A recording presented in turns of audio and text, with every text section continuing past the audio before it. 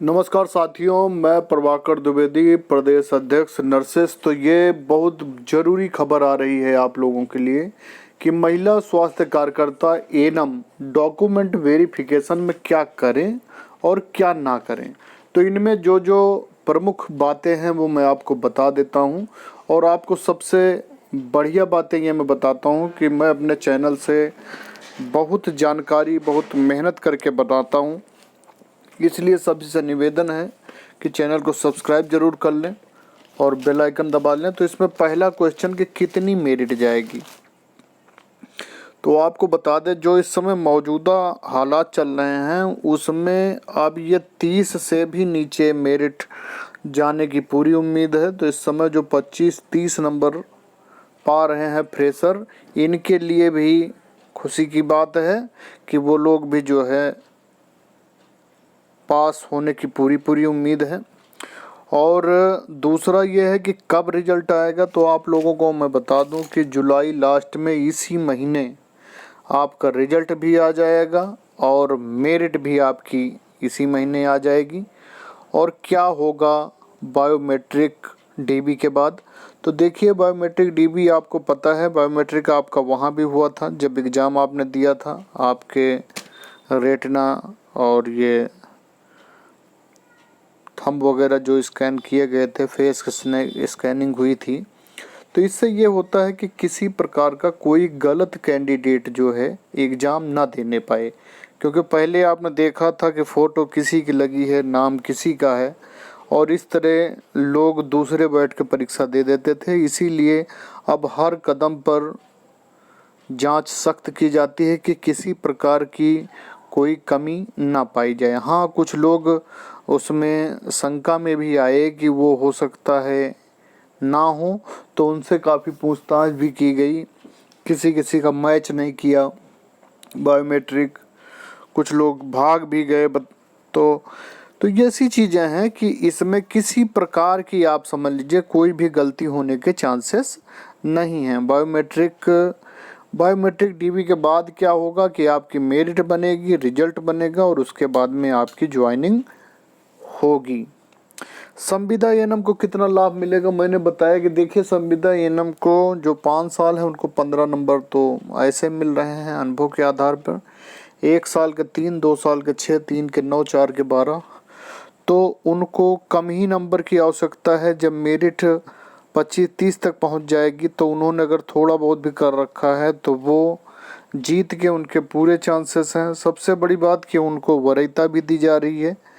पहले उन्हीं को ज्वाइनिंग कराने के लिए उम्मीद ज़्यादा है कि पहले उन्हीं को ज्वाइन कराया जाएगा। और बाकी जो सीटें हैं उस पर तो अब मेरिट डाउन हो रही, तो जो फ्रेशर हैं उन्हें भी काफ़ी हद तक मौका मिल जाएगा। प्रपत्र कब भरें, तो प्रपत्र देखिए बहुत लोग वहीं भर रहे हैं। तो आपसे यही कहना कि प्रपत्र आप भर के ले जाएं। दूसरी बात, जिस पॉइंट पे आपको डाउट है वो पॉइंट ना छेड़ें। और प्रपत्र की 1-2 कापियां आप अपने पास रखें। मान लीजिए वहाँ आपका प्रपत्र कैंसिल कर दिया गया, आपने वाइटनर लगाया है, कटिंग कर रखी है, मान लीजिए उन्होंने नहीं जमा किया, तो उस समय आपके पास एक आध प्रपत्र होना चाहिए कि आप तुरंत भर सकें। प्लस आप घर से भर के जाएं, वहाँ भीड़ भाड़ रहती है, वहाँ भरने में एक तो माइंड टेंशन में रहता है, राइटिंग भी नहीं बनेगी, बहुत चीज़ें हैं। तो आप प्रपत्र भर के जाएं। और जो डाउटफुल लाइन है जिसमें आपको संदेह है वो आप किसी से पूछ सकते हैं या वहीं पे पता करके आप वो लाइन भर सकते हैं। तो किसी प्रकार की कोई गलती नहीं होगी। पता चला वाइटनर लगाए हैं, कटिंग किए हैं, तो वो कैंसिल हो सकता है, वो उसको जमा नहीं करेंगे। तो इसके लिए परेशानी से बचने के लिए आप वही भरें जो आपको जानकारी है, जो नहीं जानकारी वो ना भरें। दूसरी चीज़, प्रपत्र के 1-2 कॉपियां आप अपने पास रखिए। तीसरा, एफिडेविट बनवाएं या ना बनवाएं।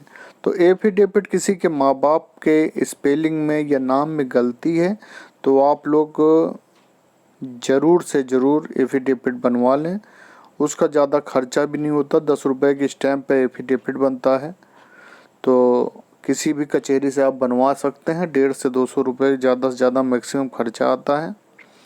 और कब मिलेगी फाइनल ज्वाइनिंग? तो देखिए जुलाई में आपकी ज्वाइनिंग मिलने की पूरी उम्मीद है, बाकी तो प्रभु इच्छा। लेकिन जिस हिसाब से सारी तैयारियां चल रही हैं, सब तेज़ी से काम है, तो ये प्रमुखता के आधार पर आप सबकी ज्वाइनिंग जल्दी करा दी जाएगी। कौन कौन रिजेक्ट किए जा रहे हैं डीबी से? डीबी से वे रिजेक्ट किए जा रहे हैं जैसे कि कोई एनम है, वो अभी उनका रिजल्ट बाद में आया है 5 जनवरी के बाद, वो रिजेक्ट हो रहे हैं। जिनका दूसरे स्टेट के हैं, उन्होंने अपना रजिस्ट्रेशन नहीं कराया, वो रिजेक्ट हो रहे हैं। कुछ लोग इंटर करके प्राइवेट में नौकरी करते रहते हैं, उन्हें थोड़ा बहुत काम आ रहा, उन्होंने भर दिया है, वो रिजेक्ट हो रहे हैं। कुछ जीएनएम महिला पुरुष हैं, वो रिजेक्ट किए जा रहे हैं। प्लस वो रिजेक्ट किए जा रहे हैं जिनके पेपर ठीक नहीं हैं या किसी प्रकार की कमी उनके डॉक्यूमेंट में पाई जा रही है मेजर, तो वो कैंसिल हो रहे हैं, माइनर में नहीं। क्या डीबी के रोज नियम बदलते रहते हैं? ऐसा कई लड़कियों ने कहा कि सर कल ऐसा नहीं हुआ था, आज ऐसा हुआ, परसों ऐसा नहीं हुआ था, ऐसा हुआ। तो देखिए डीबी के रोज नियम नहीं बदलते हैं। कभी मान लीजिए कोई मशीन काम नहीं कर रही उसकी वजह से, या हर व्यक्ति का थोड़ा बहुत नियम चेंज होता है, तो उस कारण बाकी डीबी के सब एक ही नियम है। पूरी लिस्ट दी गई होगी कि कौन कौन से डॉक्यूमेंट आपको चेंज देखने हैं, चेक करने हैं, और कितनी फ्लेक्सिबिलिटी रखनी है, कितनी नहीं रखनी है। तो बिल्कुल टेंशन न रखें, बिल्कुल पूरे कॉन्फिडेंस के साथ जाएं डीबी कराने, और डीबी कराने के बाद भी शांत रहें, चिंतित न रहें। आप लोग डीबी कराने से पहले भी परेशान रहते हैं, डीबी कराने के बाद भी परेशान रहते हैं। तो आपने अपनी मेहनत करी है, अब ऊपर वाले पर भरोसा रखिए, जो होगा अच्छा होगा, टेंशन न लें। होगा तो अच्छा, नहीं होगा तो अच्छा, क्योंकि जीवन में आप बिल्कुल परेशान ना हो, अपनी मेहनत करें, अपना 100% दें। बाकी जिसने आपको इस दुनिया में भेजा है उसने ज़रूर कुछ ना कुछ सोच करके आपके लिए ज़रूर भेजा होगा, ठीक है? तो आप बिल्कुल परेशान ना हो। बहुत बहुत धन्यवाद, हमेशा पॉजिटिव रहें। हमारी तरफ से आप सभी को बहुत बहुत शुभकामना है, आशीर्वाद है कि आप लोग अधिक से अधिक लोग कामयाब हों। बहुत बहुत धन्यवाद है।